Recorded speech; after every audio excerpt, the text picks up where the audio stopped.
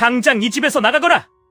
형수의 모함으로 형은 하루아침에 동생을 집에서 내쫓았습니다. 갑작스러운 통보에 동생은 아무 말도 하지 못했고 어머니마저 함께 집에서 쫓겨나게 되었지요. 갈 곳도 없이 길을 헤매게 된 동생과 어머니. 그런데 동생은 집을 나오면서 뜻밖의 물건 하나를 가지고 나왔습니다. 바로 깨진 도자기 항아리였습니다. 쫓겨나는 처지의 동생은 왜 그 깨진 항아리를 챙겼을까요? 그리고 그 항아리는 동생의 운명을 어떻게 바꾸게 될까요? 지금부터 깨진 항아리 하나가 만들어낸 기막힌 이야기를 들려드리겠습니다. 밥마실 야담이 계속될 수 있도록 구독과 좋아요로 응원해주세요. 오늘의 이야기 시작하겠습니다.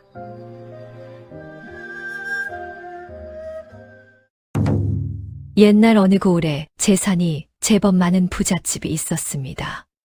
그 집에는 박씨 부인과 두 아들이 함께 살고 있었지요. 남편을 먼저 떠나보낸 뒤 박씨 부인은 홀몸으로 집안을 지키며 두 아들을 키워왔습니다. 겉으로 보기에는 큰 근심이 없어 보이는 집안이었습니다. 하지만 박씨 부인의 마음 한편에는 오래전부터 내려놓지 못한 걱정이 하나 있었습니다. 바로 큰아들 윤석 때문이었지요. 윤석은 얼굴도 잘생겼고 말재주도 좋았습니다. 어른들에게도 예의를 갖춰 대했고 낯선 사람을 만나도 서글서글하게 말을 잘 붙였습니다. 그런 모습 때문에 마을 사람들 눈에는 박씨 부인이 믿고 의지할 만한 큰아들처럼 보였지요. 윤석은 겉으로 보이는 것과 달리 마음이 쉽게 들뜨는 사람이었습니다. 스스로 깊이 생각하기보다 그때그때 분위기에 휩쓸릴 때가 많았지요. 누가 조금만 추켜 세우면 금세 어깨가 올라갔고 그럴듯한 말을 들으면 바로 믿어버리곤 했습니다. 말은 늘 앞섰지만 정작 책임을 져야 할 일이 생기면 한 걸음 물러서는 때도 많았습니다. 윤석은 과거 시험을 준비해야 한다며 늘 글 공부를 했습니다. 방 안에 책을 펼쳐놓고 앉아 먹을 갈고 붓을 잡는 모습만 보면 제법 열심히 하는 것처럼 보였지요. 하지만 그뿐이었습니다. 윤석은 글을 읽는가 싶다가도 어느새 창밖을 바라보았고 붓을 들고 앉아서도 한참 동안 빈종이만 내려다보는 일이 많았습니다. 겉으로는 공부를 하는 듯 했지만 정작 마음은 늘 다른 곳에 가 있었지요. 집안일을 도우라 하면 윤석은 늘 같은 말을 했습니다. 어머니, 소자가 장차 과거에 급제해야 집안을 빛내지 않겠습니까? 이런 일에 시간을 빼앗기면 어찌 큰일을 하겠습니까? 말만 들으면 틀린 소리는 아니었습니다. 박씨 부인도 처음에는 그 말을 믿어주고 싶었습니다. 장남이 과거의 뜻을 두고 있다니 어미로서 기대가 없을 수는 없었지요. 늦게라도 마음을 다잡고 공부에 힘쓰면 언젠가는 집안에 좋은 일이 생길지도 모른다고 생각했습니다. 하지만 해가 바뀌어도 달라지는 것은 없었습니다. 박씨 부인은 그런 윤석을 볼 때마다 속으로 한숨을 삼키곤 했습니다. 둘째 윤재는 형과 달랐습니다. 윤재는 형과 달리 말 주변도 없고 낯도 많이 가렸습니다. 어릴 때부터 글 공부보다는 밖에 나가 흙을 만지고 몸을 움직이는 일을 더 좋아했지요. 책상 앞에 앉아 있는 것보다 집안일을 돕는 것을 훨씬 더 좋아했습니다. 마을 사람들은 두 형제를 두고 동생보다는 형이 훗날 큰 사람이 될 것이라고 말하곤 했습니다. 그런 말들이 박씨 부인의 귀에도 들어왔습니다. 하지만 박씨 부인은 아무 말도 하지 않았습니다. 겉으로는 윤석이 더 나아 보일지 몰라도 집안에서 제 몫을 다하는 아들이 누구인지는 박씨 부인이 누구보다 잘 알고 있었기 때문입니다. 윤재는 착하고 성실했습니다. 새벽이면 누구보다 먼저 일어나 마당을 쓸고 장작을 패며 하루를 시작했습니다. 어머니 방이 차가울까 싶어 아궁이에 불을 지피는 일도 늘 윤재가 먼저 챙겼지요. 아침이 되면 윤재는 곧장 논밭으로 나갔습니다. 논에 물이 제대로 들어오는지 살피고 밭에 손볼 곳은 없는지 둘러보았습니다. 비가 많이 온 뒤에는 무너진 곳이 없는지 확인했고, 가뭄이 들 때면 물을 끌어올 방법을 찾느라 종일 바쁘게 움직였지요. 해가 저물어도 윤재의 일은 끝나지 않았습니다. 집으로 돌아오면 곳간을 정리하고 곡식이 상하지 않도록 관리도 꼼꼼히 했습니다. 누가 시키지 않아도 해야 할 일을 찾아 했고, 힘든 내색을 하는 법도 거의 없었습니다. 언제나 맡은 일은 묵묵히 해내는 아들이었습니다. 손은 늘 거칠었고 옷자락에는 항상 흙먼지가 묻어 있었지만 박씨 부인의 눈에는 그런 윤재가 누구보다 믿음직해 보였습니다. 박씨 부인이 몸이 좋지 않은 날에도 윤석은 글 공부를 해야 한다는 핑계로 방에서 좀처럼 나오지 않았습니다. 어머니의 안부를 살피고 곁을 챙기는 일은 늘 윤재의 몫이었지요. 박씨 부인은 두 아들을 바라볼 때마다 마음이 복잡했습니다. 어느 아들이 더 낫다고 입 밖에 낼 수는 없었습니다. 어미 된 마음에 어찌한 자식을 더 마음에 둔다고 말할 수 있겠습니까? 다만 말없이 제 몫을 해내는 윤재에게 자꾸만 눈길이 가는 것은 어쩔 수 없었지요. 어느 날 저녁이었습니다. 해가 산 너머로 기울고 마당에 어둑한 기운이 내려앉을 무렵이었습니다. 박씨 부인이 마루에 앉아 먼 산을 바라보고 있는데 곳간을 둘러보고 돌아오던 윤재가 조용히 곁에 앉았습니다. 어머니, 요 며칠 안색이 좋지 않으세요? 어디 불편하신 데라도 있으신지요? 박씨 부인은 한동안 아무 말이 없었습니다. 그러다 윤재의 거칠어진 손을 가만히 잡았습니다. 내 몸이 불편한 것은 아니다. 그저 이 집안이 앞으로도 탈 없이 이어졌으면 하는 마음뿐이다. 윤재는 그 말에 담긴 깊은 뜻을 다 알지는 못했습니다. 하지만 어머니의 손끝이 가늘게 떨리고 있다는 것은 느낄 수 있었습니다. 그는 아무 말 없이 어머니의 손을 두 손으로 감쌌습니다. 어머니, 너무 염려하지 마십시오. 하지만 박씨 부인은 그 짧은 말에서 이상하게도 마음이 조금 놓였습니다.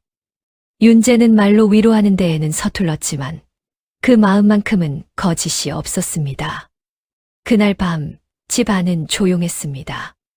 박씨 부인은 쉽게 잠들지 못했습니다. 알 수 없는 불안에 자꾸만 가슴이 답답했지요. 아직 아무 일도 벌어진 것은 아니었지만 집안의 평온함이 오래가지는 않을 것 같다는 예감이 들었습니다. 그렇게 시간이 흐르던 어느 봄날 윤석에게 혼담이 들어왔습니다. 상대는 최연화라는 여인이었습니다. 중매쟁이 할멈은 박씨 부인 앞에 앉아 최연화에 대해 한참 동안 이야기했습니다. 마님, 최낭자는 고을에서도 평판이 좋은 교수입니다. 얼굴도 곱고 마음도 착합니다. 이 집 도련님과 잘 어울릴 짝이지요. 박씨 부인은 중매쟁이의 말을 들으면서도 쉽게 마음을 정하지 못했습니다. 말만 듣고 사람을 판단할 수는 없었기 때문입니다. 그래서 박씨 부인은 최연화를 한번 직접 만나보기로 했습니다. 윤석의 마음도 알아보고 최연화가 어떤 여인인지 제 눈으로 확인하고 싶었지요. 며칠 뒤 최연화는 박씨 부인 집을 찾아왔습니다. 화려하지 않고 단정한 차림으로 대문 안에 들어선 최연화는 박씨 부인 앞에 조심스럽게 고개를 숙였습니다. 말투는 차분했고 행동도 얌전해 보였습니다. 박씨 부인은 그런 최연화를 마루에 앉히고 이런저런 이야기를 나누며 속으로 조용히 그녀를 살피기 시작했습니다. 박씨 부인은 잠시 최연화와 이야기를 나눈 뒤 큰아들을 불렀습니다. 윤석은 방 안에서 책을 펼쳐놓고 있다가 어머니의 부름을 받고 바로 마루로 나왔지요. 윤석아, 이쪽은 최연화라는 낭자다. 오늘은 너도 얼굴을 한번 보는 것이 좋을 듯하여 불렀다. 윤석은 최연화를 보는 순간 잠시말을 잊지 못했습니다. 화려하게 꾸민 모습은 아니었지만 단정한 차림에 차분히 앉아있는 모습만으로도 눈길이 가는 여인이었지요. 최연화는 윤석을 향해 살며시 고개를 숙였습니다. 처음 뵙겠습니다, 도련님. 목소리도 나긋나긋했습니다. 윤석은 괜히 헛기침을 하며 자세를 바로잡았습니다. 예, 반갑소. 박씨 부인은 두 사람의 얼굴을 번갈아 보았습니다. 윤석의 표정이 평소와 다르다는 것을 금세 알아차렸지요. 잠시 뒤 두 사람이 따로 이야기를 나눌 수 있도록 자리를 비켜주었습니다. 마루 끝에 마주 앉은 두 사람 사이에는 처음엔 어색한 침묵이 흘렀습니다. 하지만 최연화가 먼저 부드러운 말투로 말을 꺼냈습니다. 도련님께서 과거 공부를 하고 계신다고 들었습니다. 큰 뜻을 품고 계신 분이라 하시던데요.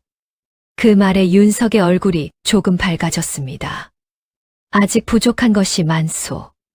그저 공부를 놓지 않으려 애쓰고 있을 뿐이요. 그렇게 말씀하시니 더 겸손해 보이십니다. 큰 일을 하실 분들은 원래 스스로를 쉽게 내세우지 않는다고 하지 않습니까? 최연화는 윤석의 마음을 띄워주는 말을 자연스럽게 건넸습니다. 윤석은 처음에는 멋쩍게 웃었지만 속으로는 기분이 좋았습니다. 집안에서는 늘 걱정 섞인 말만 듣던 터라 자신을 이렇게 좋게 봐주는 사람이 있다는 것이 그저 반갑게 느껴졌지요. 그날 이후 두 사람은 몇 차례 더 만나게 되었습니다. 박씨 부인도 당장 혼인을 서두르지는 않았습니다. 사람을 한두 번 보고 알 수 없으니 조금 더 지켜보려 했지요. 하지만 윤석은 만남이 이어질수록 최연화에게 점점 더 마음이 기울었습니다. 최연화는 윤석을 만날 때마다 늘 조심스럽고 다정했습니다. 윤석이 말을 하면 끝까지 귀 기울여 들었고 별것 아닌 이야기에도 고개를 끄덕이며 맞장구를 쳤습니다. 윤석이 과거 공부 이야기를 꺼내면 최연화는 마치 오래전부터 그를 믿고 있었다는 듯 말했습니다. 도련님께서는 분명 좋은 결과를 얻으실 겁니다. 저는 사람을 보면 압니다. 도련님은 작은 집에 묶여 계실 분이 아닙니다. 윤석은 그 말에 마음이 들떴습니다. 자신도 모르게 어깨가 펴졌고 평소보다 말도 많아졌지요. 그리고 윤석이 글 공부가 잘 되지 않는다며 한숨을 쉴 때도 최연화는 그런 윤석을 위로해 주었습니다. 너무 조급해하지 마십시오. 공부라는 것이 항상 어렵고 늘 뜻대로만 되지는 않지요. 윤석은 자신을 이해해 주는 사람이 생긴 것 같아 괜스레 위안이 되었습니다. 집안에서 자신에게 관심을 가져주는 사람은 없었지만 최연화는 달랐습니다. 윤석이 어떤 말을 해도 탓하지 않았고 오히려 그 말 속에서 좋은 뜻을 찾아 칭찬해 주었습니다. 둘이 만날 때마다 최연화는 항상 배려심 깊은 모습으로 윤석을 대했습니다. 최연화의 그런 말과 행동들은 윤석의 마음에 조용히 스며들었습니다. 처음에는 그저 듣기 좋은 말이라 여겼지만 만남이 이어질수록 최연화가 자신을 누구보다 잘 알아준다고 믿게 되었지요. 박씨 부인은 그런 두 사람을 멀리서 지켜보았고 윤석의 얼굴에 웃음이 많아진 것은 분명했습니다. 그 뒤로도 두 사람의 만남은 자연스럽게 이어졌습니다. 윤석은 어느새 최연화를 만나는 날을 기다리게 되었고 만날 때마다 마음은 점점 더 깊어졌지요. 결국 윤석은 최연화와 혼인하겠다고 마음을 굳혔습니다. 박씨 부인도 더는 반대할 이유를 찾지 못했고 그렇게 두 사람의 혼인이 정해졌습니다.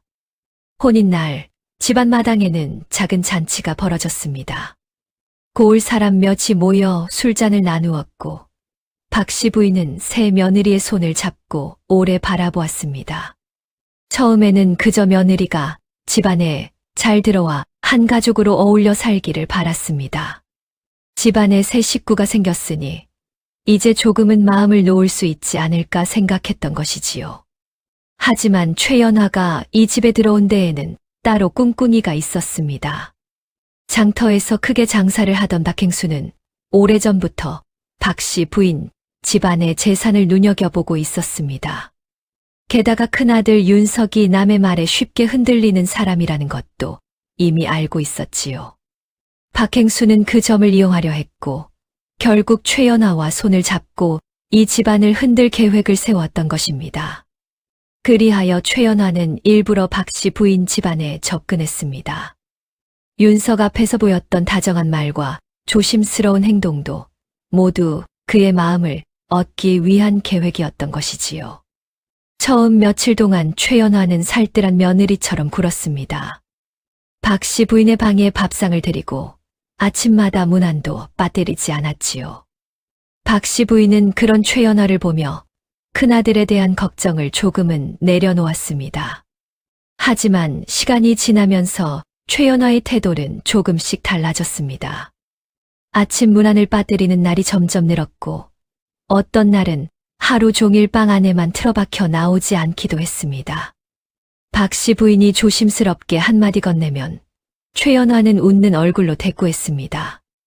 어머님, 저도 이 집에 들어와 할 일이 많습니다. 예전처럼 하나하나 다 챙겨드리기는 어렵습니다. 박 씨 부인은 그 말을 들을 때마다 마음 한쪽이 서늘해졌습니다. 하지만 며느리와 다투면 윤석과도 사이가 벌어질까봐 더는 말을 잇지 않았습니다.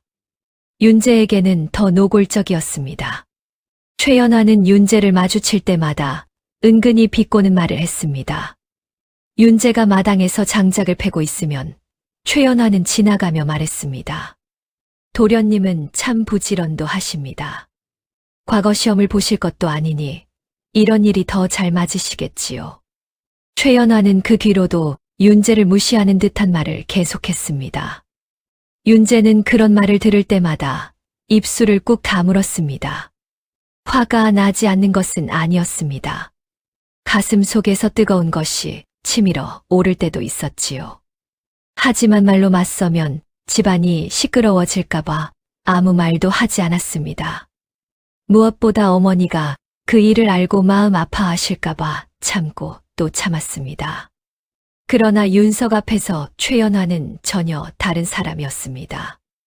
윤석이 책만 펼쳐놓은 채 딴 생각을 하고 있어도 최연화는 차를 내어주며 다정하게 말을 건넸습니다. 서방님, 오늘도 글 공부하시느라 고단하셨지요. 잠시라도 쉬셔요. 윤석은 멋쩍게 웃으면서도 기분이 좋아졌습니다. 집안에서 자신을 이렇게 알아주는 사람은 최연화뿐이라고 생각했기 때문입니다. 최연화는 그런 윤석의 마음을 잘 알고 있었습니다. 그래서 서두르지 않고 조금씩 그의 귀에 말을 흘렸습니다. 서방님은 이 집 장남이십니다. 집안 재산도 결국 서방님이 맡아야 하지 않겠습니까? 그런데 도련님이 살림에 자꾸 끼어들면 나중에는 일이 복잡해질 수도 있습니다. 윤석은 처음에는 고개를 저었습니다. 윤재가 무슨 욕심이 있겠소. 그저 어머니를 잘 모시는 동생이요.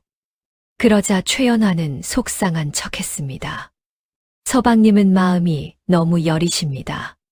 지금은 도련님이 순해 보일지 몰라도 나중에 어떤 마음을 품을지는 아무도 모르는 일입니다. 그 말이 한 번, 두 번 이어지자 윤석의 마음도 조금씩 달라지기 시작했습니다. 처음에는 대수롭지 않게 넘겼지만 같은 말을 자꾸 듣다 보니 어느새 마음에 걸렸지요.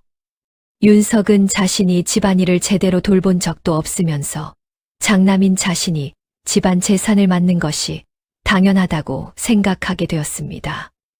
박 씨 부인은 집안 분위기가 예전 같지 않다는 것을 느꼈습니다. 사소한 말 한마디에도 서로 눈치를 보게 되었고 밥상 앞에서도 웃음소리가 줄어들었습니다.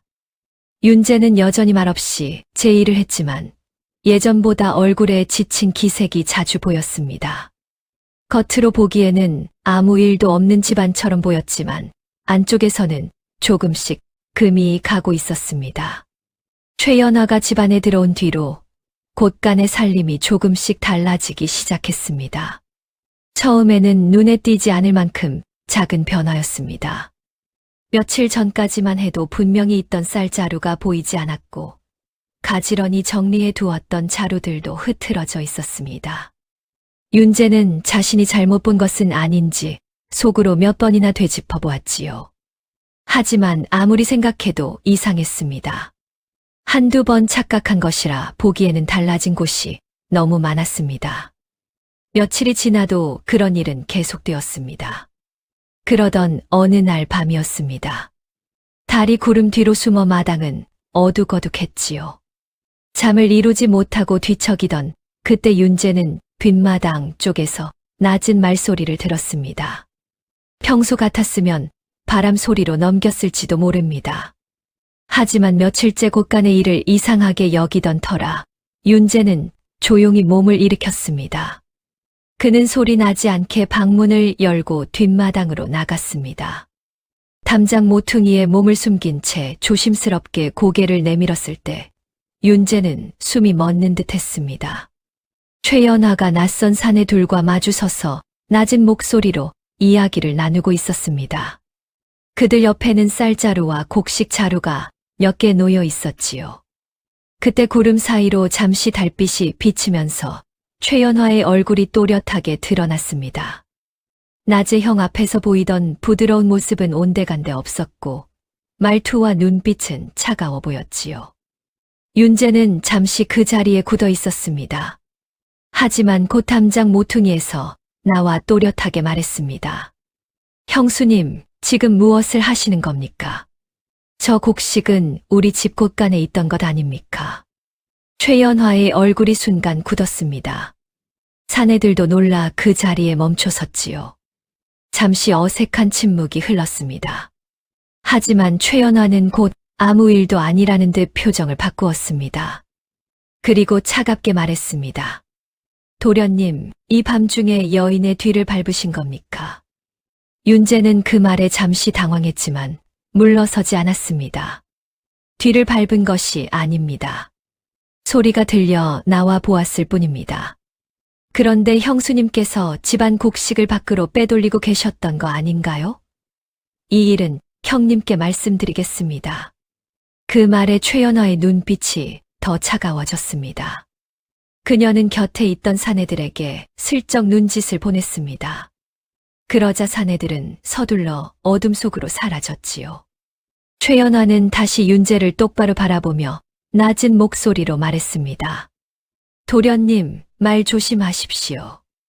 윤재는 처음으로 형수 앞에서 물러서지 않았습니다. 그렇게 두 사람은 한동안 말을 주고받으며 맞섰습니다. 하지만 더는 일을 해결하지 못한 채 결국 각자의 방으로 돌아갔습니다. 밤이 깊어지고 최연화는 윤석의 방으로 들어갔습니다. 윤석은 오늘도 책을 펼쳐만 놓고 글을 읽고 있지는 않았습니다. 최연화가 눈물을 글썽이며 들어오자 윤석은 놀라 자리에서 일어났습니다. 부인, 무슨 일이요? 왜 이 밤중에 눈물을 흘리는 것이요? 최연화는 윤석에게 매달리듯 말했습니다. 서방님, 저는 이제 이 집에서 못 살겠습니다. 도련님이 밤중에 저를 따라다니더니 제가 집안 재산을 훔친다고 몰아세웠습니다. 윤석의 얼굴이 굳었습니다. 윤재가 그런 말을 했단 말이오. 최연화는 울음을 더 크게 터뜨렸습니다. 도련님은 겉으로는 순한 척하지만 속으로는 집안 재산을 탐내고 있습니다. 어머님께서도 늘 도련님 편만 드시니 저는 이 집에서 설 곳이 없습니다. 윤석은 아내가 자신을 속이고 있다는 생각을 하지 못했습니다. 오히려 윤재가 장남인 자신을 우습게 여기고 집안 살림을 자기 손에 쥐려 한다고 생각했습니다. 최연화의 눈물이 윤석의 마음에 불을 붙인 것이지요. 최연화는 마지막으로 못을 박았습니다. 서방님, 결정해 주세요. 도련님이 이 집을 나가시든지 아니면 제가 나가겠습니다. 저를 도둑으로 의심하는 사람과는 더는 한 집에서 살 수 없습니다. 그 말에 윤석의 분노가 터졌습니다. 그는 벌떡 일어나 책상을 거칠게 내리쳤습니다. 다음 날 아침, 하늘은 맑았지만 집안 마당에는 싸늘한 기운이 감돌았습니다. 아침부터 장작을 패고 있던 윤재는 영문도 모른 채 형의 부름을 받았습니다. 심상치 않은 기색의 박씨 부인도 놀라 마루 끝으로 나와섰지요. 사랑채 앞에는 윤석이 굳은 얼굴로 서 있었고 그 옆에는 최연화가 눈물을 훔치는 척하며 고개를 숙이고 있었습니다. 윤석이 먼저 소리쳤습니다. 윤재야, 내가 감히 내 형수를 도둑으로 몰았느냐? 윤재는 당황해 고개를 들었습니다. 형님, 제가 몰아간 것이 아닙니다. 제가 직접 보았습니다. 밤중에 형수님께서 곡간곡식을 밖으로 빼돌리고 계셨습니다. 윤석은 더 크게 화를 냈습니다. 입 다물어라. 장남인 내가 있는데 내가 무슨 자격으로 집안 살림에 참견하느냐. 윤재는 말문이 막혔습니다. 하고 싶은 말은 많았습니다. 하지만 말도 꺼내기도 전에 형의 호통에 눌리고 말았습니다. 박씨 부인이 떨리는 목소리로 말했습니다. 윤석아, 윤재는 그런 아이가 아니다. 내가 무언가 잘못 알고 있는 것이다. 그러자 최연화가 기다렸다는 듯 눈물을 흘리며 말했습니다. 보십시오, 서방님. 어머님께서도 또 도련님 편만 드십니다. 윤석은 어머니의 말마저 듣지 않았습니다. 이미 최연화의 말에 마음이 기운 뒤였습니다. 그는 윤재를 향해 손가락질하며 소리쳤습니다. 더는 못 참겠다. 오늘 당장 이 집에서 나가거라. 윤재는 멍하니 형을 바라보았습니다. 형님. 윤석은 차갑게 말했습니다. 나를 형이라 부르기 전에 내가 한 짓을 돌아보거라. 형수를 모함하고 집안을 시끄럽게 만든 놈을 어찌 한 집에 두겠느냐. 박씨 부인이 다시 말했습니다. 그럼 윤재가 어디로 간단 말이냐. 이 아이가 평생 이 집안일을 도맡아 하지 않았느냐. 윤석은 얼굴을 굳히고 대답했습니다. 어머니께서 그리 윤재가 걱정되시면 함께 나가십시오. 어차피 어머니도 윤재 말만 믿고 제 처를 의심하고 계시지 않습니까? 그 말에 마당이 조용해졌습니다. 바람 한 줄기 불지 않았지만 집안 공기는 한겨울처럼 차가웠습니다. 박씨 부인은 아무 말도 하지 못한 채 윤석을 바라보았습니다. 눈가에 눈물이 맺혔지만 그 눈물조차 쉽게 흐르지 않았습니다. 윤재의 가슴에는 뜨거운 분노가 올라왔습니다. 하지만 그는 소리치지 않았습니다. 여기서 더 맞서면 어머니가 더 큰 상처를 받을 것을 알았기 때문입니다. 윤재는 천천히 고개를 숙였습니다. 알겠습니다. 형님은 이 집을 지키십시오. 저는 어머니를 모시겠습니다. 최연화가 그 말을 기다렸다는 듯 차갑게 말했습니다. 그럼 더 끌 것 없이 오늘 안으로 나가 주십시오. 괜히 서로 불편한 꼴을 오래 볼 필요는 없지 않습니까? 그러고는 윤석과 최연화가 먼저 방으로 들어가 버렸습니다. 마당에 남겨진 박씨 부인은 한동안 말을 잇지 못하다가 윤재를 끌어안고 끝내 눈물을 흘리고 말았습니다. 결국 박씨 부인과 윤재는 그 집을 떠나기로 했습니다. 억울한 마음은 컸지만 더 버티고 있어봐야 상처만 깊어질 뿐이었지요. 윤재는 어머니를 마루에 잠시 앉힌 뒤 자기 방으로 들어갔습니다. 방 안에는 가져갈 것도 많지 않았습니다. 낡은 옷까지 몇 벌이 전부였습니다. 그때 선반 위에 놓인 작은 도자기 항아리 하나가 윤재의 눈에 들어왔습니다. 오래되어 낡은 데다 한쪽이 깨져 있는 항아리였지요. 하지만 윤재에게는 쉽게 버릴 수 없는 물건이었습니다. 아버지가 살아생전 윤재의 방에 들어올 때마다 그 항아리를 바라보며 말하곤 했습니다. 윤재야, 겉으로는 깨진 것처럼 보여도 그 안에 귀한 것을 품고 있는 것이 있다. 사람도 물건도 겉모습만 보고 함부로 판단해서는 안 되는 법이다. 어린 윤재는 그 말뜻을 알지 못했습니다. 다만 아버지가 그 항아리를 볼 때마다 오래 바라보았다는 것, 가끔 손수 먼지를 닦아 주었다는 것만 기억하고 있었지요. 윤재는 어릴 적 아버지와의 추억이 담긴 물건을 그냥 두고 갈 수 없었습니다. 그래서 깨진 항아리를 조심스럽게 품에 안았습니다. 윤재가 항아리를 들고 방을 나오자 마루에 힘없이 앉아있는 어머니가 보였습니다. 윤재는 아무 말 없이 어머니를 등에 업었습니다. 한쪽 품에는 짐을 안고 다른 한쪽에는 깨진 항아리를 조심스럽게 들었지요. 그렇게 두 사람은 조용히 집을 나섰습니다.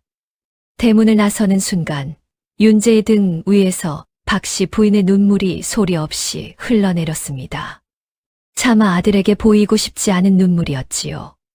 뒤에서는 대문이 닫히는 소리가 들렸습니다. 그 소리는 짧고 차가웠습니다. 마치 한 시절이 완전히 끝났음을 알리는 소리 같았지요. 윤재는 어머니를 등에 업고 산길을 걸었습니다. 갈 곳이 없었기에 그저 길이 나 있는 곳을 따라 계속 걸을 뿐이었지요. 초여름 햇살은 뜨겁게 내리쬐고 있었고 산길은 생각보다 험했습니다. 길가에 돌멩이가 많아 얼마 걷지 않아 윤재의 발바닥이 쓰라려왔습니다. 그래도 윤재는 걸음을 멈추지 않았습니다. 하지만 힘에 붙인 숨소리까지 감출 수는 없었습니다. 등 위에 엎인 박씨 부인은 그런 아들이 안쓰러워 조용히 말을 건넸습니다. 윤재야, 나를 내려놓아라. 나도 조금은 걸을 수 있다. 그러나 윤재는 고개를 저었습니다. 저는 괜찮습니다. 조금만 더 가면 쉴 곳이 나올 것입니다. 윤재는 힘들다는 말을 하지 못했습니다. 어머니 앞에서 그런 말을 꺼내는 것이 더 마음 아픈 일이었기 때문이지요. 해가 서쪽으로 기울자 날이 조금씩 어두워지고 산소 공기도 차가워지기 시작했습니다. 이대로 계속 걷다가는 밤을 보낼 곳조차 찾지 못할 것 같아 윤재의 마음은 점점 조급해졌습니다. 그러던 중 골짜기 안쪽에 작은 초가집 한 채가 보였습니다. 지붕은 낡았고 울타리도 군데군데 허물어져 있었지요. 그래도 굴뚝에서는 가느다란 연기가 피어오르고 있었습니다. 분명 사람이 살고 있는 집이었습니다. 윤재는 마당 앞에 서서 조심스럽게 소리쳤습니다. 계십니까? 지나가는 사람입니다. 잠시 뒤 살인문이 열리며 20살쯤 되어 보이는 젊은 여인이 나왔습니다. 얼굴은 햇볕에 조금 그을려 있었고 손도 거칠어 또래 여인들의 손과는 달라 보였습니다. 그 여인의 이름은 초희였습니다. 초희는 윤재와 박씨 부인을 번갈아 바라보았습니다. 늙은 어머니를 등에 업고 산길을 올라온 것으로 보였지요. 한쪽 품에는 깨진 항아리 하나를 조심스럽게 안고 있었습니다. 윤재는 초희 앞에 조심스럽게 허리를 숙였습니다. 낭자, 염치 없는 부탁인 줄 압니다. 제 어머니만이라도 방에서 하룻밤 쉬게 해 주십시오.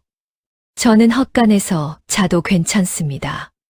초희는 잠시 윤재를 바라보았습니다. 낯선 집 앞에서 어머니를 위해 고개를 숙이는 사람을 그냥 돌려보낼 수는 없었지요. 초희는 더 묻지 않고 살인문을 열어주었습니다. 들어오십시오. 초희의 집은 방이 하나뿐인 작은 초가집이었습니다. 초희는 박씨 부인을 방 안으로 모시고 윤재에게는 헛간을 내주었습니다. 윤재는 고개를 숙여 감사 인사를 하고는 조용히 헛간으로 들어갔습니다. 집단 위에 몸을 누이자 그제야 다리에 힘이 풀렸습니다. 하루 종일 버티고 있던 몸이 한꺼번에 무거워지는 것 같았지요. 윤재는 집단 위에 몸을 누이자마자 언제 잠들었는지도 모르게 깊이 잠들고 말았습니다. 하지만 낯선 곳의 잠자리가 편할 리 없었습니다. 몸은 지쳐 있었지만 마음은 쉽게 놓이지 않았는지 새벽 딸기 울기도 전에 눈을 뜨고 말았지요. 윤재는 먼저 마당을 조용히 둘러보았습니다. 군데군데 무너진 울타리가 보였고 장작 더미도 거의 비어 있었습니다. 부엌 물독 역시 바닥을 드러내고 있었지요.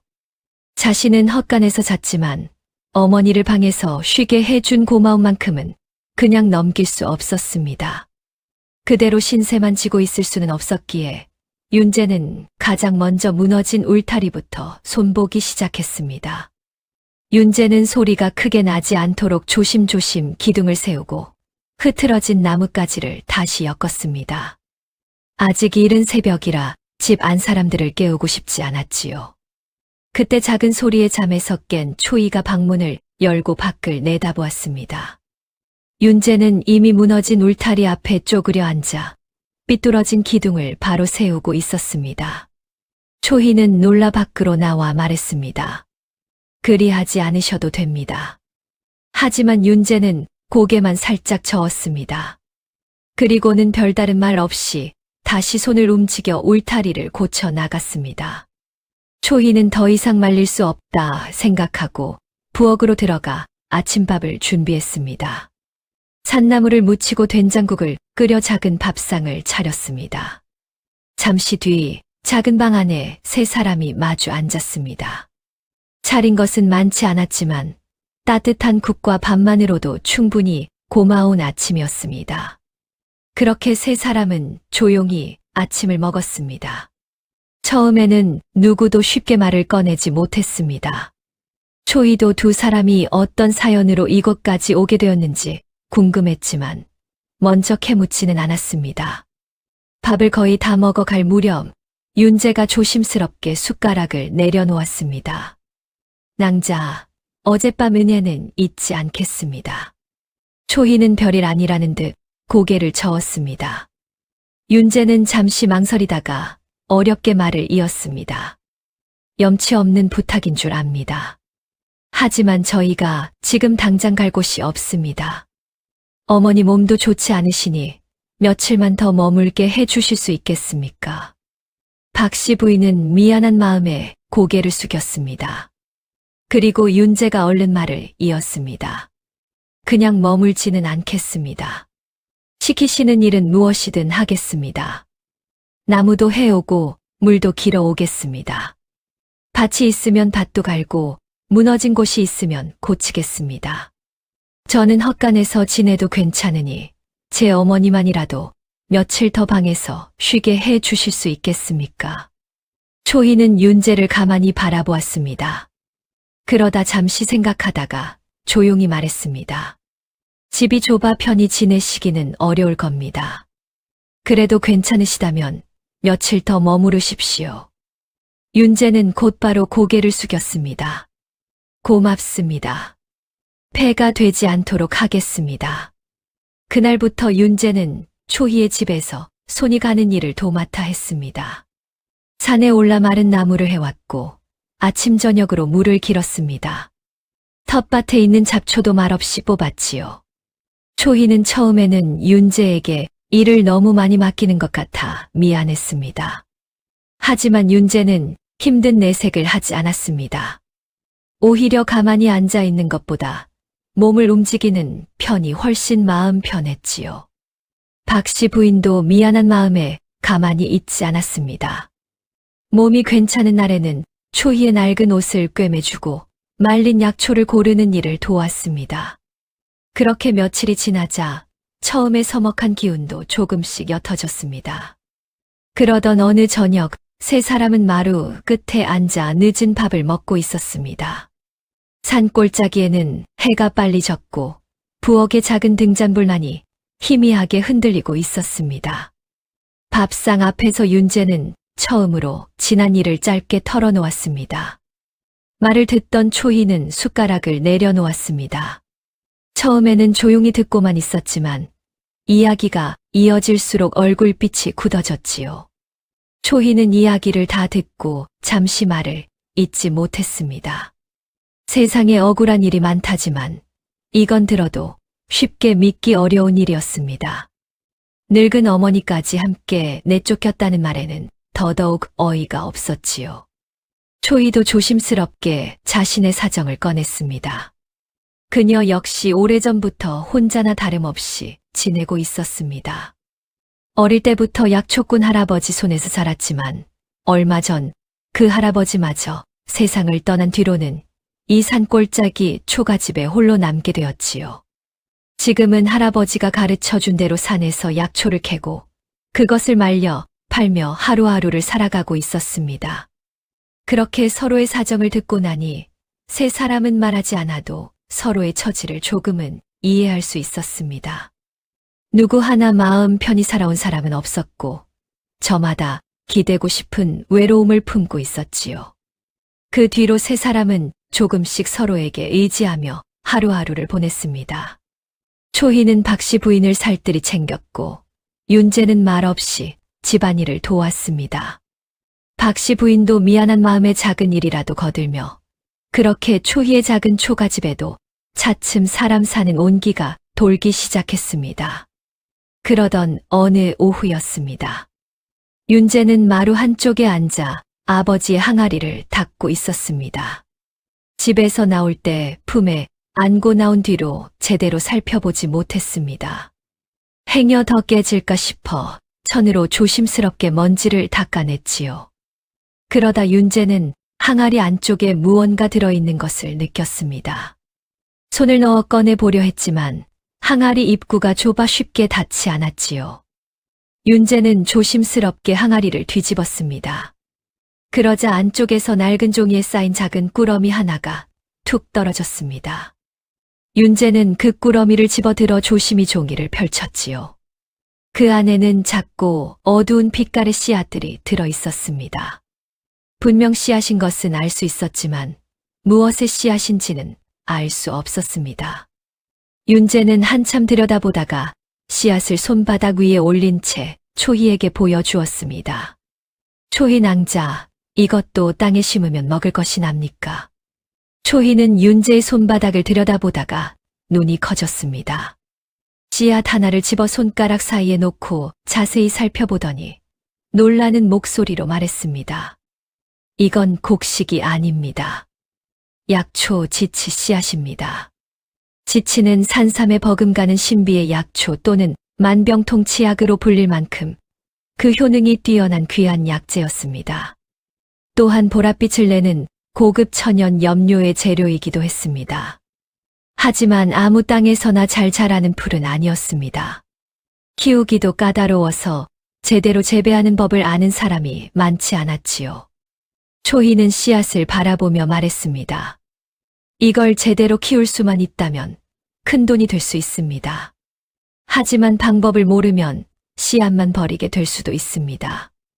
그때 방 안에서 두 사람의 말을 듣고 있던 박씨 부인이 조용히 품속에서 오래된 기름종이에 쌓인 문서 하나를 꺼냈습니다. 박씨 부인은 그것을 마루 위에 조심스럽게 펼쳤습니다. 종이는 누렇게 바랬지만 글씨는 아직 또렷하게 보였지요. 내 아버지가 살아있을 적에 내게 맡긴 것이다. 언젠가 이것을 알아볼 사람이 나타나면 그때 꺼내라 하셨지. 윤재와 초희는 문서를 들여다보았습니다. 거기에는 지치의 효능이며 재배하는 법이 자세히 적혀 있었습니다. 윤재 아버지는 살아생전 장사를 하며 어렵게 구한 지치 씨앗을 그냥 두지 않고 그 쓰임과 재배법까지 꼼꼼히 기록해 두었던 것입니다. 윤재는 문서를 바라보며 한참 동안 말을 잊지 못했습니다. 가슴 속에서 아버지와의 추억들이 천천히 올라오는 것 같았습니다.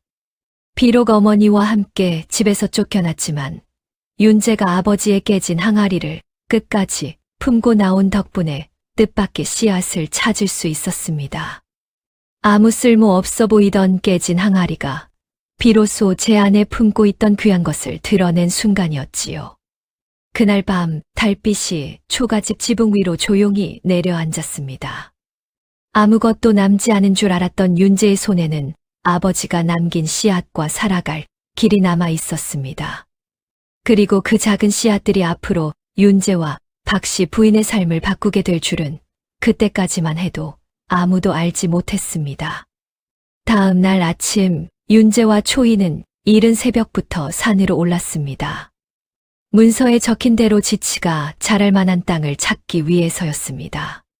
지치는 아무 데서나 잘 자라는 약초가 아니었습니다. 볕이 너무 강하면 뿌리가 상하고 물기가 너무 많으면 썩기 쉬웠지요. 햇볕이 적당히 들면서도 물이 잘 빠지는 땅을 찾아야 했습니다. 초희는 어릴 때부터 약초꽃 할아버지 밑에서 자라 산에 익숙했습니다. 산길을 걸으며 바람이 어느 쪽에서 불어오는지 느꼈고 이끼가 어느 곳에 많이 붙어 있는지도 눈여겨보았지요. 또 흙을 손으로 직접 만져보며 그 땅이 약초를 심기에 알맞은지도 확인했습니다. 그렇게 산등성이를 넘고 골짜기를 지나던 끝에 초이가 어느 작은 비탈 앞에서 걸음을 멈추었습니다.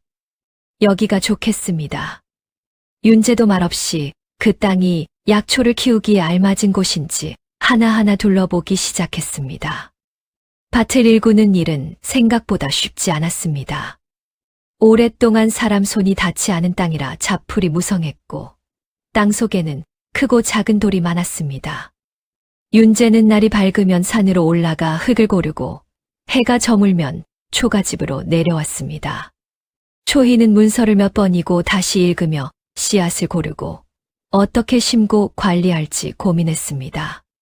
그렇게 봄이 지나고 두 사람은 조심스럽게 지치 씨앗을 심었습니다. 하지만 첫 해에는 기대만큼 잘 자라지 않았습니다. 싹은 올라왔지만 힘이 약했고 여름 장마가 길어지자 어렵게 올라온 싹마저 썩고 말았습니다. 초희는 다시 문서를 펼쳐놓고 어디서부터 잘못된 것인지 한참을 고민했습니다. 그렇게 몇 번이나 실패가 이어지자 윤재는 한동안 아무 말도 하지 못했습니다. 마음이 무겁게 가라앉았고 다시 시작할 힘이 남아있는지도 알 수 없었습니다. 그날 저녁 윤재는 초가집 마루에 힘없이 앉아 있었습니다. 박씨 부인이 조용히 곁으로 다가와 아들의 손을 잡았습니다. 윤재는 고개를 숙인 채 낮은 목소리로 말했지요. 제가 부족해서 그런가 봅니다. 아버지가 남긴 것을 제대로 살리지 못했습니다. 박씨 부인은 윤재의 손을 꼭 쥐었습니다. 너는 어릴 때부터 한 번 마음먹은 일은 끝까지 해내는 아이였다. 약초도 그런 사람의 손에서 자라는 법이다. 그러니 한 번만 더 해보거라. 초이도 윤재 앞에 조용히 앉아 위로의 말을 건넸습니다. 포기하면 그때가 정말 실패한 것입니다. 그러니 우리 끝까지 한번 해보아요. 윤재는 고개를 들어 초희를 바라보았습니다. 초희의 눈빛에는 아직 희망이 남아 있었습니다. 윤재는 그 눈빛을 보고 더는 주저앉아 있을 수 없었습니다. 다음 날 새벽 윤재는 다시 힘을 내어 산으로 올랐습니다. 살아남은 뿌리를 골라내고 망가진 밭도 하나씩 다시 정리했지요. 초이도 할아버지에게 배웠던 약초 지식을 떠올리며 지치 재배법을 처음부터 하나하나 다시 짚어갔습니다. 그렇게 긴 겨울이 지나고 다시 봄이 찾아왔습니다. 윤재와 초희는 조심스러운 마음으로 지치 씨앗을 다시 심기 시작했습니다. 그 해에는 달랐습니다. 지치 싹은 전보다 힘있게 올라왔고 뿌리도 깊게 내렸습니다. 그동안 몇 번의 실패를 겪으며 땅을 고치고 물기를 손본 끝에 마침내 지치가 자랄 만한 밭이 만들어진 것이었지요. 가을이 깊어지던 어느 날 두 사람은 처음으로 지치 뿌리를 캤습니다. 흙을 조심스럽게 걷어내자 보랏빛을 머금은 뿌리가 모습을 드러냈습니다. 초희는 흙 묻은 손으로 그 뿌리를 받아들고 눈시울을 붉혔습니다. 윤재도 한참 동안 아무 말도 하지 못했습니다. 그동안의 고생이 한꺼번에 떠올라 쉽게 입이 떨어지지 않았던 것이지요. 한참 뒤에야 윤재가 겨우 입을 열었습니다. 초희 낭자, 우리가 해냈습니다. 초희는 고개를 끄덕이며 웃었습니다. 그 웃음은 오래 기다린 사람만이 지을 수 있는 웃음이었습니다. 박씨 부인은 두 사람이 밭에서 내려오기를 기다리고 있었습니다. 윤재와 초이가 보랏빛 뿌리를 두 손 가득 안고 내려오는 모습을 보자 박씨 부인은 말없이 눈을 감았습니다. 길고 고된 시간이 끝난 자리에 조용한 기쁨이 내려앉는 듯 했습니다. 그날 저녁 세 사람은 오랜만에 한자리에 둘러앉았습니다. 박씨 부인은 윤재와 초이의 손을 번갈아 잡으며 그동안 참 고생이 많았다고 말했습니다. 초이는 고개를 숙이며 웃었고 윤재도 멋쩍게 미소를 지었습니다. 말은 많지 않았지만 서로가 얼마나 힘든 시간을 버텨왔는지는 누구보다 잘 알고 있었지요. 그날 밤만큼은 걱정보다 웃음이 많았습니다. 세 사람은 작은 밥상을 앞에 두고 서로를 위로하며 오래간만에 마음 편한 밤을 보냈습니다. 아버지가 깨진 항아리 안에 숨겨두었던 씨앗은 긴 세월을 지나 마침내 뿌리를 내렸습니다. 아무것도 남지 않은 줄 알았던 윤재의 손에 이제는 새 삶을 열어줄 약초가 놓여 있었습니다. 지치 뿌리를 처음 캔 뒤로 며칠이 지났습니다. 윤재와 초이는 수확한 뿌리를 정성스럽게 손질했습니다. 묻은 흙을 털어내고 크기별로 나눈 뒤 바람이 잘 통하는 곳에 가지런히 펼쳐 말렸지요. 며칠 뒤 두 사람은 말린 지치뿌리를 보자기에 싸들고 장터로 내려갔습니다. 산길을 내려오는 동안 두 사람은 말이 많지 않았습니다. 하지만 그 침묵 속에는 걱정과 기대가 함께 담겨 있었지요. 장터에 도착한 두 사람은 한쪽에 자리를 잡고 지치뿌리를 펼쳐 놓았습니다. 얼마 지나지 않아 약재상 주인들이 하나둘 다가왔습니다. 한 약재상 주인이 지치뿌리 하나를 집어 냄새를 맡더니 눈을 크게 떴습니다. 이 지치는 어디서 난 것이오? 빛깔도 좋고 향도 깊구려. 초이가 차분하게 대답했습니다. 산골짜기 밭에서 직접 키운 것입니다. 약재상 주인들은 서로 눈빛을 주고받았습니다. 귀한 약재인데다 빛깔과 향까지 좋으니 서로 사가려 했던 것입니다. 잠시 뒤에는 염색 일을 하는 장인도 다가왔습니다. 그는 보랏빛이 도는 뿌리를 손바닥 위에 올려보더니 감탄하듯 말했습니다. 이 정도 빛깔이면 비단에 물을 들여도 좋은 색이 나오겠습니다. 다음에도 이 지치를 구할 수 있겠소. 윤재는 그날 처음으로 큰 돈을 손에 쥐었습니다. 집에서 빈손으로 쫓겨나던 날 이후 자신의 힘으로 땀 흘려 얻은 첫 돈이었지요. 윤재는 그 돈을 받아 들고도 한동안 믿기지 않는다는 듯 가만히 서 있었습니다. 초이가 곁에서 조용히 말했습니다. 어서 품에 넣으십시오. 그제야 윤재는 정신을 차리고 돈을 품에 넣었습니다. 돈을 넣는 손이 가늘게 떨리고 있었습니다. 장터에서 돌아오는 길, 두 사람은 한동안 말없이 걸었습니다. 한참을 걷던 윤재가 먼저 입을 열었습니다. 초이 낭자, 고맙습니다. 낭자가 없었다면 이 씨앗은 아무것도 되지 못했을 것입니다. 초이는 아니라며 고개를 저었습니다. 초가 집으로 돌아오자 박씨 부인이 마루에 앉아 두 사람을 기다리고 있었습니다. 윤재는 어머니 앞에 앉아 장터에서 있었던 일을 하나하나 말씀드렸습니다.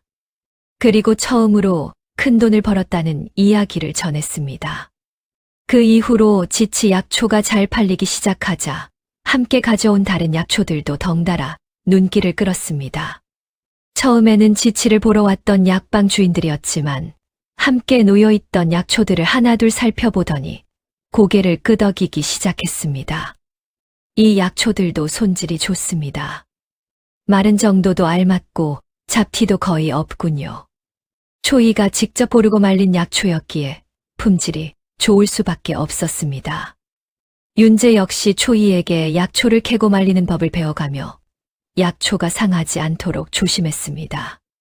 캐는 것부터 말리는 것까지 어느 하나 대충 넘기지 않고 정성을 들였지요. 그 덕분에 지치뿐 아니라 다른 약초들도 빠르게 팔려나갔습니다. 어떤 약방 주인은 그 자리에서 다시 찾아오겠다고 약속을 했고, 또 다른 약방 주인은 아예 꾸준히 거래를 하자고 말했습니다. 앞으로 약초를 캐면 우리 약방에도 먼저 가져와 주시오. 값은 섭섭지 않게 쳐드리겠소. 윤재는 그 말을 듣고도 한동안 얼떨떨했습니다. 그저 먹고 살 길을 찾으려 시작한 일이었는데 어느새 장터 사람들이 먼저 찾아오는 약초꾼이 된 것이지요. 그날 이후 윤재와 초희의 약초를 찾는 손님들이 하나둘 늘어나기 시작했습니다. 덕분에 두 사람의 하루도 점점 더 바빠졌지요. 지치밭 앞에 서 있던 어느 가을 저녁이었습니다. 노을이 산등성이 위로 붉게 번지고 서늘한 바람이 밭을 스치고 지나갔습니다. 윤재는 초이 곁에 서서 한참 동안 말을 삼키다가 낮고 조심스러운 목소리로 입을 열었습니다. 초이 낭자, 저는 똑똑하지도 못하고 말도 잘하지 못합니다. 하지만 낭자를 아끼며 살 자신은 있습니다. 저와 함께 해주시겠습니까? 초이는 노을빛 아래에서 조용히 윤재를 바라보았습니다. 그 눈빛에는 오래전부터 품어온 마음이 담겨 있었지요. 저도 윤재님 같은 분이라면 믿고 함께 할 수 있을 것 같습니다. 그렇게 두 사람은 혼인하게 되었습니다. 혼례는 소박했습니다.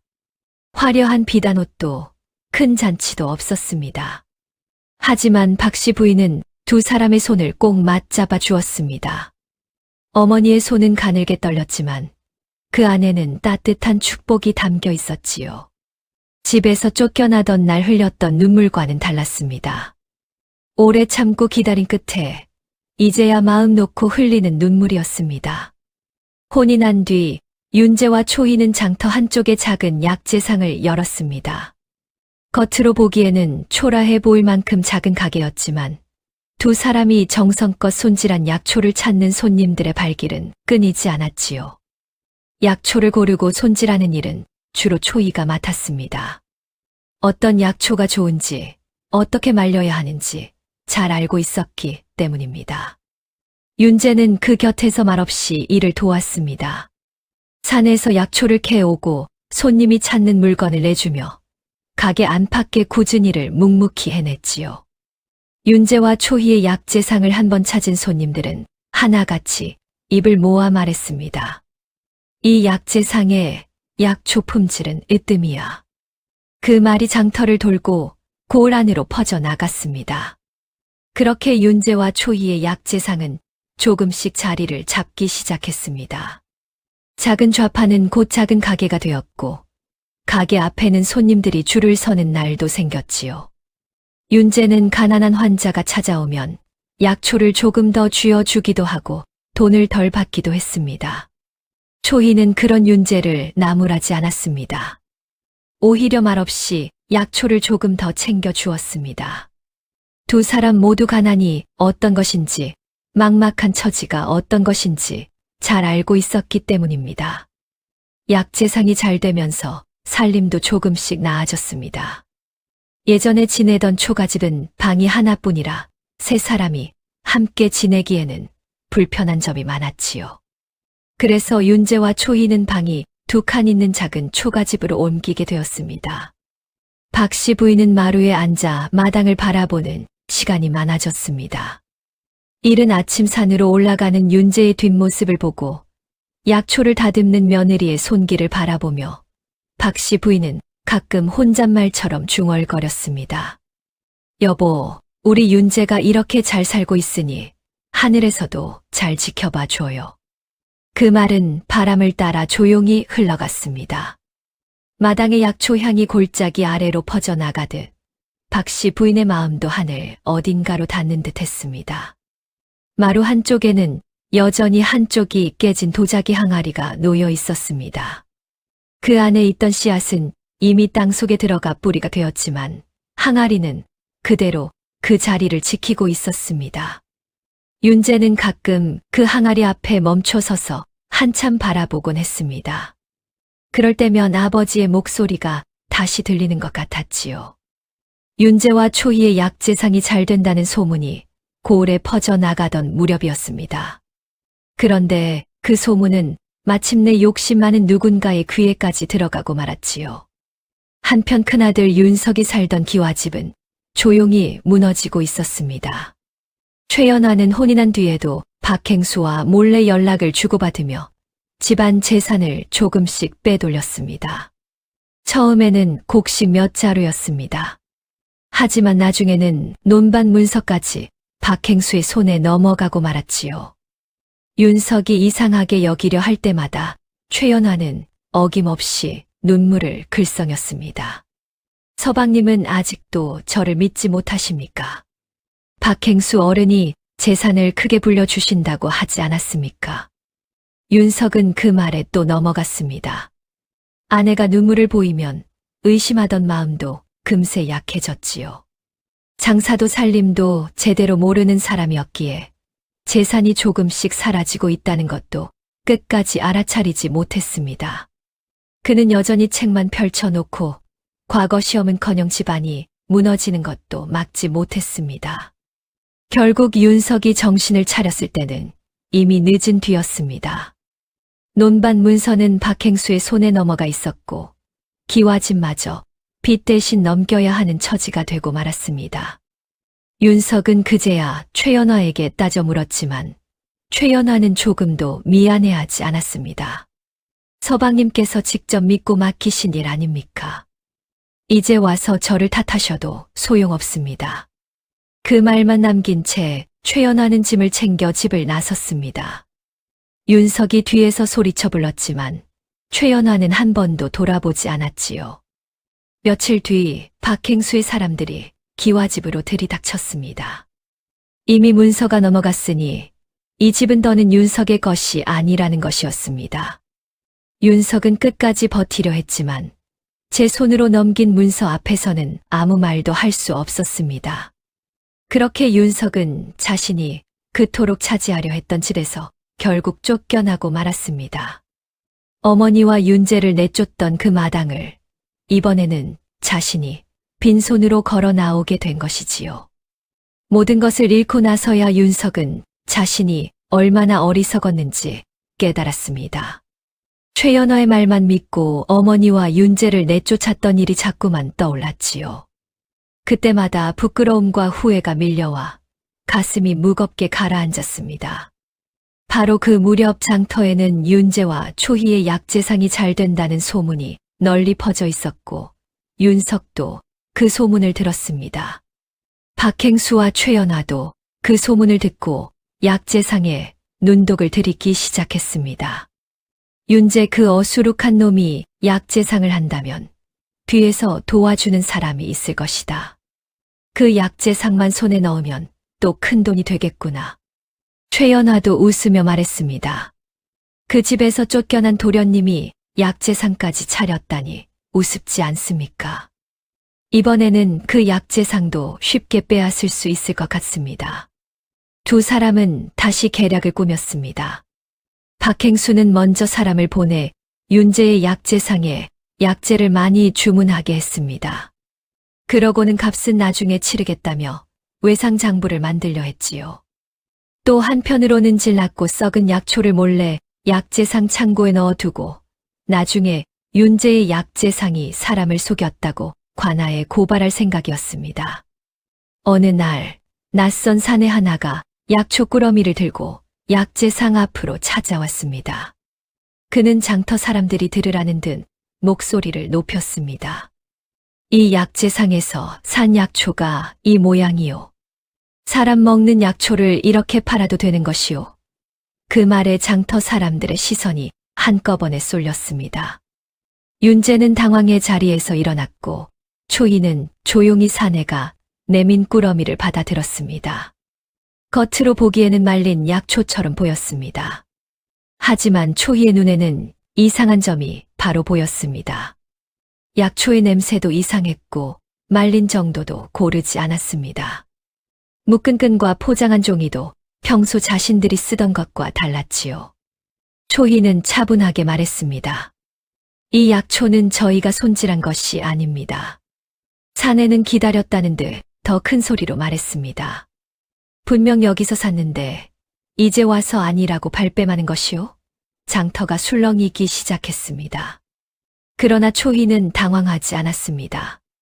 그녀는 윤재에게 장부를 가져오라 했습니다.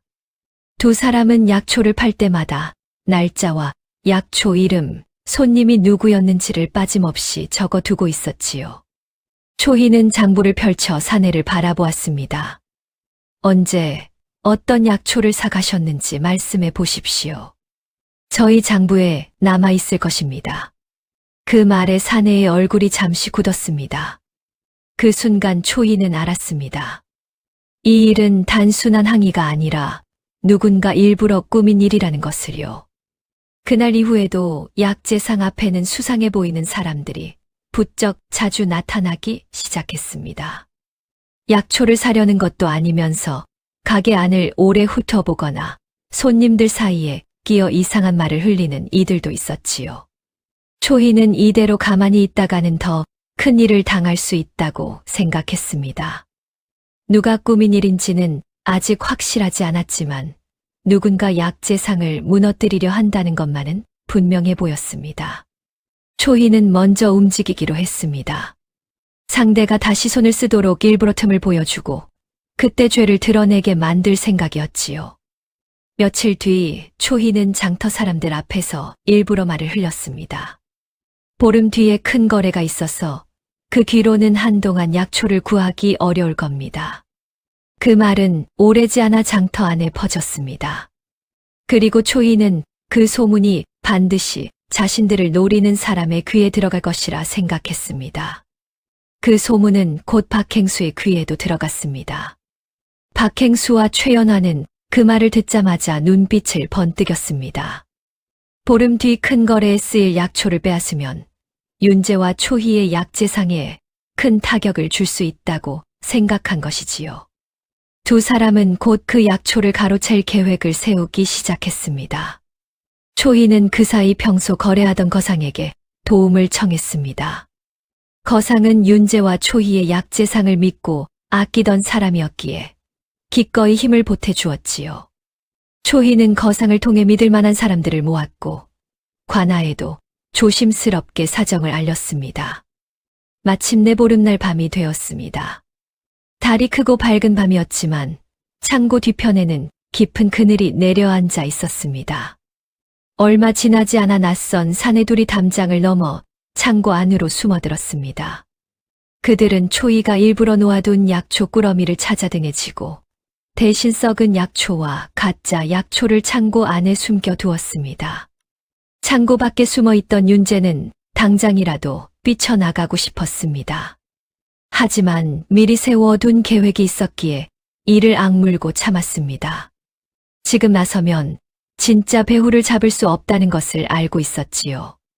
잠시 뒤 사내들은 꾸러미를 짊어진 채 담장을 넘어 어둠 속으로 사라졌습니다.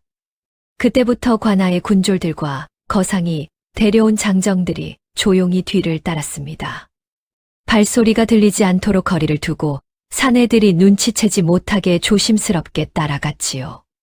사내들이 향한 곳은 장터 뒤편의 낡은 창고였습니다.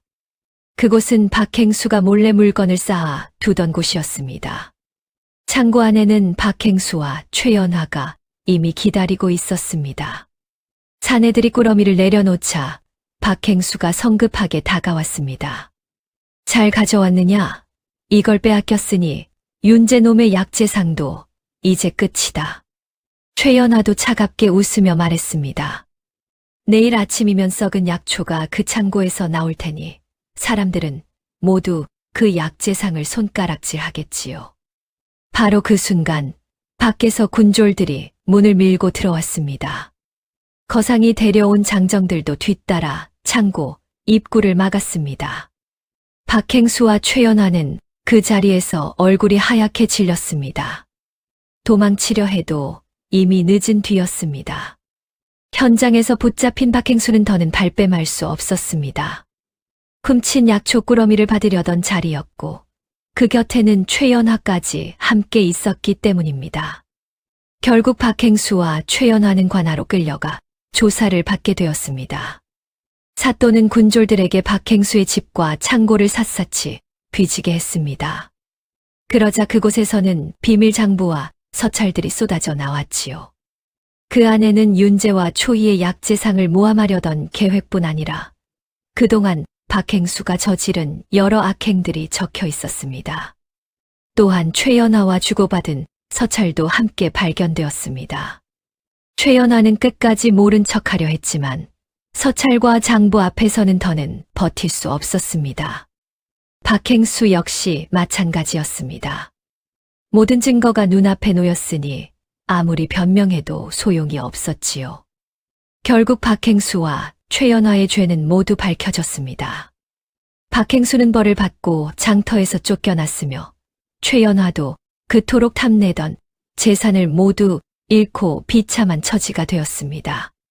다만 안타깝게도 박행수가 빼앗아 간 윤석의 재산은 이미 여기저기 팔려나간 뒤였습니다.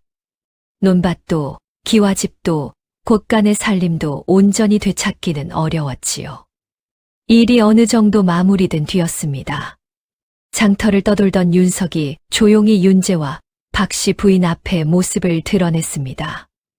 예전처럼 의젓한 척하는 모습은 없었습니다. 옷차림은 초라했고 얼굴에는 깊은 후회가 어려 있었습니다. 윤석은 두 사람 앞에 무릎을 꿇었습니다. 어머니, 윤재야. 내가 잘못했다. 박씨 부인과 윤재는 한동안 아무 말도 하지 못했습니다. 미워하고 원망했던 마음이 없는 것은 아니었습니다. 하지만 모든 것을 잃고 무릎을 꿇은 윤석을 보고 있자니 차마 모질게만 대할 수는 없었습니다. 원망보다 안타까움이 먼저 밀려왔던 것이지요. 윤재는 오래 침묵하다가 조용히 말했습니다. 형님을 바로 용서할 수는 없습니다. 저희 일을 도우며 살아가십시오. 윤석은 고개를 숙였습니다. 그리하겠다. 무슨 일이든 시켜만 다오. 박씨 부인의 눈가에도 눈물이 고였습니다. 큰아들이 뒤늦게라도 돌아온 것이 미웠으면서도 한편으로는 다행스러웠던 것이지요. 그날 이후 윤석의 손에는 책 대신 호미 한 자루가 들렸습니다. 윤석은 윤재를 따라 산에 올라 약초를 캐기 시작했습니다. 그러나 평생 책만 펼쳐놓고 앉아있던 윤석에게 산일은 쉬운 일이 아니었습니다. 흘길을 조금만 걸어도 숨이 찼고 약초와 잡초를 구별하는 것도 서툴렀습니다. 호미질을 하다 손바닥이 까지기도 했지요. 어느 날 산에서 내려온 윤석은 마루에 털썩 앉아 숨을 골랐습니다. 그러다 마루 한쪽에 놓인 깨진 항아리를 보고 물었습니다. 그런데 저 깨진 항아리는 아직도 왜 가지고 있는 것이냐? 그 말에 윤재와 초희, 박씨 부인이 동시에 항아리를 바라보았습니다.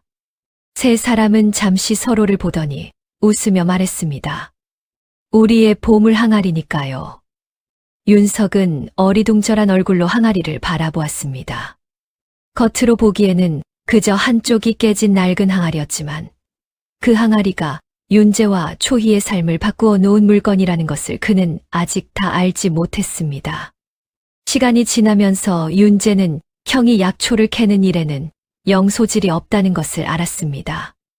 산길을 오르는 것도 힘들어했고 약초를 구별하는 일도 쉽게 익히지 못했지요. 하지만 윤석에게도 잘하는 일이 있었습니다.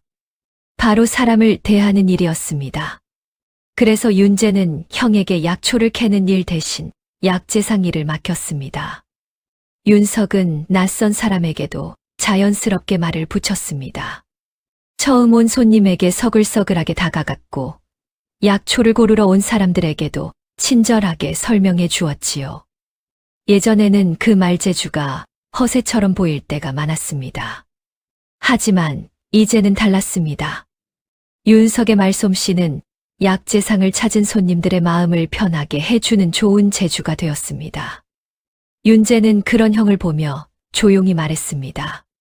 형님은 산보다 장터가 더 맞는 것 같습니다. 앞으로는 약초 캐는 일보다 가게에서 손님을 맞아 주십시오. 윤석은 머쓱하게 웃었습니다. 그게 내가 할 수 있는 일이라면 성심껏 해보마. 그 뒤로 윤석은 약재상 일을 맡아 돕기 시작했습니다. 윤재와 초희가 좋은 약초를 고르고 손질하면 윤석은 손님들에게 약초를 설명하고 팔았습니다. 세 사람이 각자 잘할 수 있는 일을 맡아 정성을 다하니 약재상은 더 잘 될 수밖에 없었지요. 비록 예전에 살던 기와집과 재산은 잃었지만 박씨 부인은 이제야 가족이 다시 한자리에 모였다는 것을 느꼈습니다. 큰 재산보다 더 귀한 가족의 행복을 얻게 된 셈이었지요. 깨진 항아리가 품고 있던 씨앗처럼 사람도 겉모습만으로는 알 수 없습니다. 화려하고 번듯해 보이는 것이 반드시 귀한 것은 아니며 낡고 부족해 보이는 것 안에도 뜻밖의 보물이 숨어 있을 수 있습니다. 결국 윤재를 살린 것은 깨진 항아리 하나가 아니었습니다. 남들이 하찮게 여기는 것을 함부로 버리지 않는 마음, 부모의 뜻을 소중히 여기는 마음, 그리고 끝까지 포기하지 않는 성실함이 윤재를 살린 것이었습니다. 오늘 이야기는 여기까지입니다. 다음 이야기를 빠르게 만나보시려면 좋아요와 구독을 눌러주세요. 그럼 더 재미있는 이야기로 다시 찾아뵙겠습니다. 모두 행복한 하루 보내세요.